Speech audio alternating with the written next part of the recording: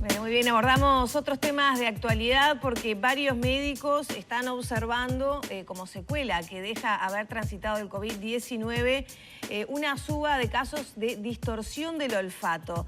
Para conocer los detalles, cómo funciona, qué es lo que está pasando, recibimos a la doctora Rosario Ewi, otorrinolaringóloga, especialista en patología del olfato, gusto y rinitis crónica. Bienvenida, doctora. Hola, ¿Cómo ¿qué tal? anda? Buenos días. Gracias por la invitación. Bueno, esto tiene que ver con la variante Omicron, que está generando más cantidad de casos que después tienen esta dificultad con el olfato, ¿o ya venía de antes? No, ya venía de antes. COVID, otros virus también pueden producir esto. El más conocido era el Coxsackie-virus, pero en un porcentaje muy pequeño. Una de las características, y que lo hace un síntoma prácticamente patognomónico, muy característico de tener un cuadro viral y perder el olfato, es justamente en el virus SARS-CoV-2, la enfermedad COVID-19. Y el porcentaje de la pérdida de olfato es realmente altísimo. El trabajo nosotros lo hicimos con la doctora Karina Almirón, con la base de datos del Ministerio de Salud Pública, que aceptó el trabajo después de pasar por los comités de ética y todo lo que corresponde, y lo hicimos en variante P1. Para P1, el síntoma más frecuente, con una muestra de 591 pacientes. El P1 da una pérdida una alteración del olfato, una hiposmia, una anosmia, una digeusia del 62%. Y era el segundo síntoma más frecuente. No era la fiebre ni era la tos. El primero es el malestar general con un 64% y el 62% de los pacientes tenían una alteración del olfato y el gusto. Y ahora estamos haciendo con variante Delta. ¿Y qué están viendo así, digamos, preliminarmente de la variante Delta? Que también es muy parecido. Muy parecido. Por supuesto hay que procesar los datos. Claro. No así pero con Omicron. No lo estamos haciendo con Omicron. Todavía no. No, todavía no. Doctora... siempre vamos como un poquito más atrás porque hay que pasar por todos los pasos establecidos para investigar.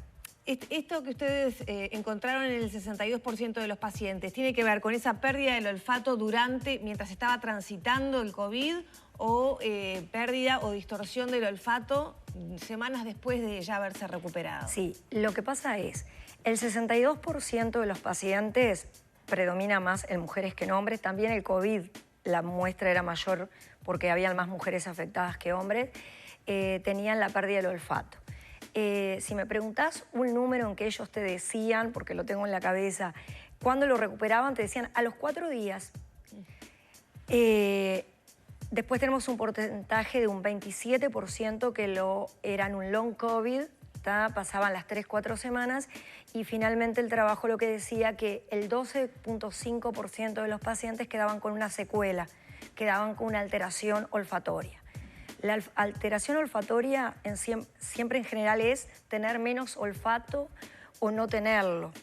Y cuando empiezan a recuperar, es cuando empiezan en realidad la parosmia, la distorsión con esos olores de descomposición. Siempre desagradable lamentablemente, de descomposición, pero el COVID no es el que mayormente predomina, el olor de descomposición. El olor que predomina es el olor a quemado.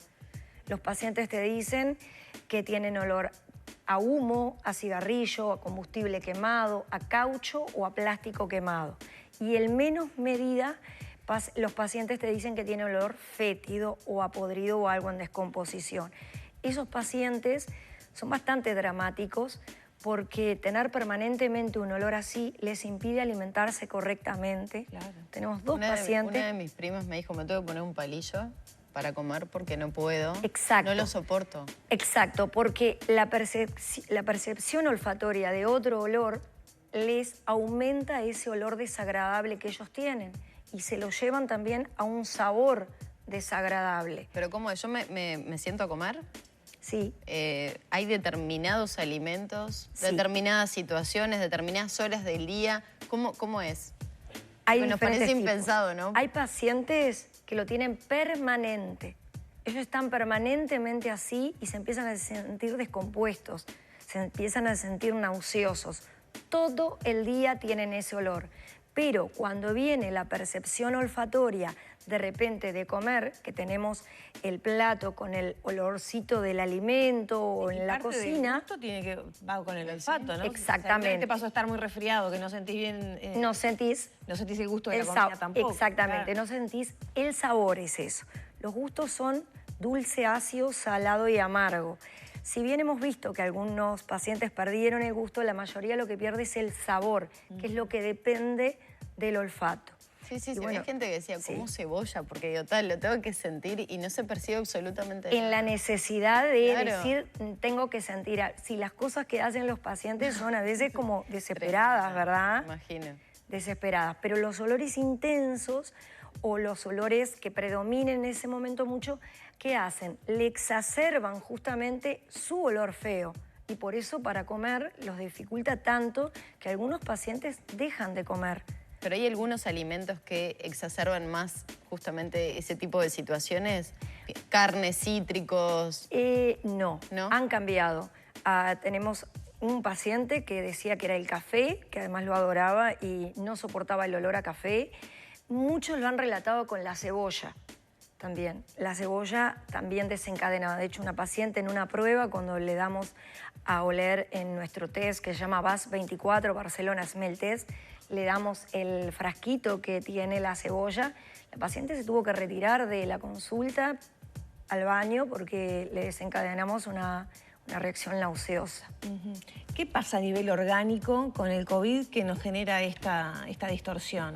Bueno, el COVID tiene esa fijación a los receptores de angiotensina y justamente las células sustentaculares, que no son los filetes olfatorios, la neurona en sí misma, sino las células de sostén de esas células, las que lo nutren y las que le dan orden y sostén, tienen muchos receptores de angiotensina. Entonces, y además de primera línea en la nariz, entonces él subía y llegaba y encontraba ahí muy cerca una célula que era muy afín para que él se fijara con sus receptores. ¿Cuántos pacientes quedan con esta alteración de forma crónica? Te decía que en el estudio que nosotros hicimos, un 12%, que es un porcentaje bastante elevado, quedaba con una secuela. Ahora, ¿por cuánto tiempo es la secuela? ¿No? Porque una cosa es padecerlo unos meses y otra es el resto de tu vida. ¿Hay posibilidad que eso ocurra? Bueno, la secuela, evidentemente, esto es una enfermedad súper joven y estamos investigando en Uruguay y está investigando el mundo. Todavía no podemos decir si hay pacientes que la van a tener definitivamente o se recupera o en qué tiempo. ¿Pero se han recuperado pacientes de estas situaciones? Sí, se han recuperado. Nosotros tenemos una paciente que de hecho fue una paciente muy útil por cómo nos permitió conocer el síntoma. Ella llevaba una bitácora de su síntoma y eso nos dio a nosotros una información extraordinaria. Estamos hablando de abril del año 2020, cuando ingresa el COVID, cuando empieza la pandemia en Uruguay.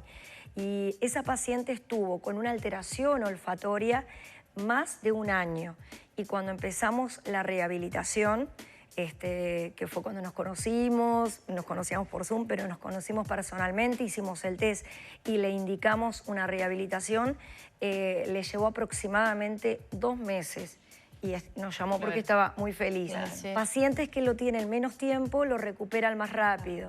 La paciente que lo tenía hacía un mes y algo lo recuperó a los 14 días aproximadamente. Nos quedan poquitos minutos. Quería saber cómo es la rehabilitación, porque veo ahí que trajo además material. Supongo que tiene que ver con eso. ¿Cómo se rehabilita un paciente que transitó por esa situación o está transitando esa situación? Primero hay que hacer un diagnóstico de cuál es el estado. Ese diagnóstico lo hacemos con la doctora Almirón, con el Barcelona Smell Test. Es un set de olores de 24 olores. Hecho el diagnóstico, las medidas terapéuticas que utilizamos son, podemos usar minerales como el zinc, que se consumen mucho en la infección, neuroregeneradores y lo fundamental, y eso lo decimos nosotras ya en la experiencia que tenemos y lo dicen los estudios internacionales, es la rehabilitación olfatoria. En Uruguay no contábamos con kits, que sí había básicamente en Europa, y nosotros hicimos otro trabajo para validar este kit, que tiene 2 versiones, esta es una, que consiste en olfatear o repetir series con olores que son elegidos y están estandarizados para eso.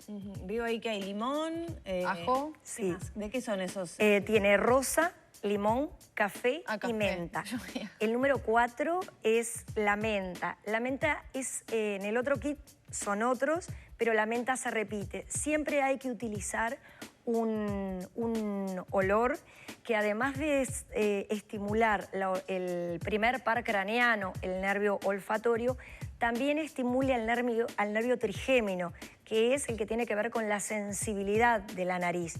Los olores pungentes, los olores fuertes, cuando olfateás esas pomaditas que a veces usan los deportistas, que es como que abren las vías respiratorias, no abren las vías respiratorias, eso es un mito, es una sensación que dan.